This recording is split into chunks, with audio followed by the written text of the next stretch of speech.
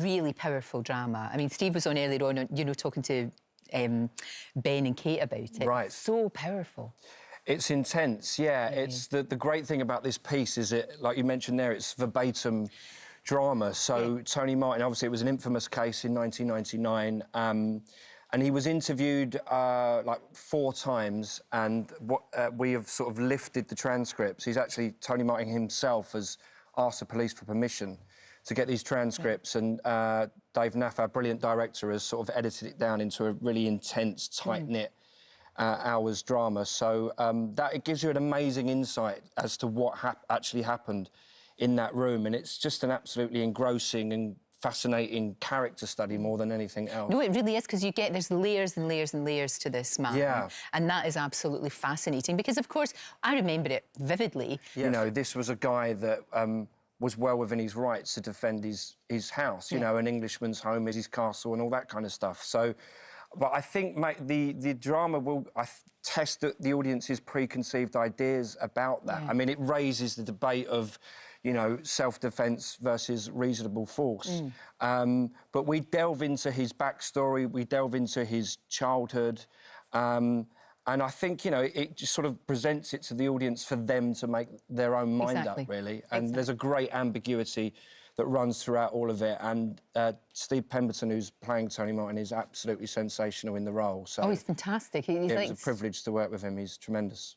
And for you, because it's real life, is it more of a responsibility in a sense? And is it limiting, or is it actually liberating? With it being verbatim drama, that's really the reason why I wanted to do it. I've played so many policemen, haven't I? I'm forever locked in an interrogation room. Sweaty interrogation rooms. Yeah, so you showed the clip from Line of Duty. It was nice to be on the other side of the table. But I thought, you know, from an acting point of view, the challenge was the fact that we couldn't really tinker with the lines. You know, we had to honour exactly what was on the page and, you know, the punctuation and the pauses and all that sort of stuff. But it was a challenge, and I think it's a really detailed and nuanced piece. Yeah, we're very, very proud of it. No, you should be. And you also very recently played, again, another real-life character in Mother's Day. Yes. And it was a tough watch, but I mean that in the best possible way. Yeah. It was remarkable. It was about the Warrington bombings, of course, which, again, I remember so well, when little Tim Parry died, and also Jonathan Ball, the little boy, died.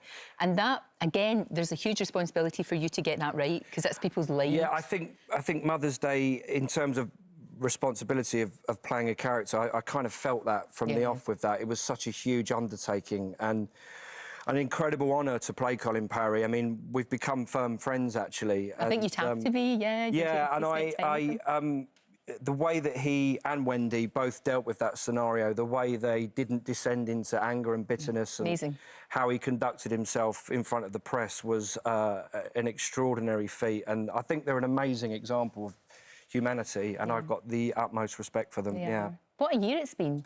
You've been so busy. I mean, never mind with work. You know, for more sort of light relief, you did Swimming with Men, which was hilarious. I did. And really good fun. And you stripped off. That boy stripped off. And also you got married, for goodness sake. You got married. I'm a bit punch drunk by it all at the moment, really. Yeah, that looks such good. Can I say that wedding it's looks quite really good to see fun. all my family and friends on that huge screen. On a great big giant screen. But it looks really good fun. I mean, the two of you had been together for like 14 years. There's your gorgeous kids that are there. Yeah. And in a way, that just must have made it such a fantastic family celebration. It was great, yeah. We've been together for such a long time, so it was just a lovely day of celebration, and it was emotional and fun and lots of dancing and everything. So it was great. We lucked out with the weather, and unforgettable day. Oh, it's beautiful. It's like everything a wedding should be, you know. Lots of dancing. I was just so nervous about the best man speech, but I muddled my way through it, really. I needed like Jed McKeough or someone like that to write. I know that's always very, very, very difficult. Now, look, do you get mistaken for Danny Dyer a lot, or is this just urban myth? It's happened a couple of times, yeah. I don't think you look like one another necessarily. I'm not sure. There's a wee bit. It's our London dulcet tones, isn't it? And the fact that we're both... Do you think it's when people maybe hear you? Maybe, yeah. A girl mistaked me for Danny at a party once, and I'd ended up having a sort of 20-minute conversation with her, and she said, say hello to Ray Winston. And I said, I've not met Ray Winston. She said, but you're Danny Dyer. I said, oh, no, I'm not. I'm really not, no. But I've worked with Danny. He's absolutely fantastic. Just sign autographs, Danny Dyer. And then he can do the same for you. Yeah, I'll end up with a bit, won't I?